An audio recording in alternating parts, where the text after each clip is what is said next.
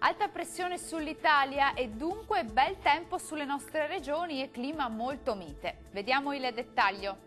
Sul Veneto ancora una giornata con tempo asciutto e con ampio soleggiamento, salvo locali nebbie mattutine sulle pianure centro-orientali, ma poi in rapido dissolvimento. Temperature massime che saranno attese tra i 19 e i 23 gradi, minime invece che si attesteranno sui 12-15 gradi circa. Spostiamoci ora a vedere la situazione del Friuli Venezia Giulia. Nuvolosità sparsa un po' su tutti i settori, ma tempo asciutto e in prevalenza soleggiato. Qualche foschia o nebbia mattutina sulle valli alpine. Le temperature massime saranno attese tra i 20 e i 22 gradi, minime sui 14-16 gradi circa.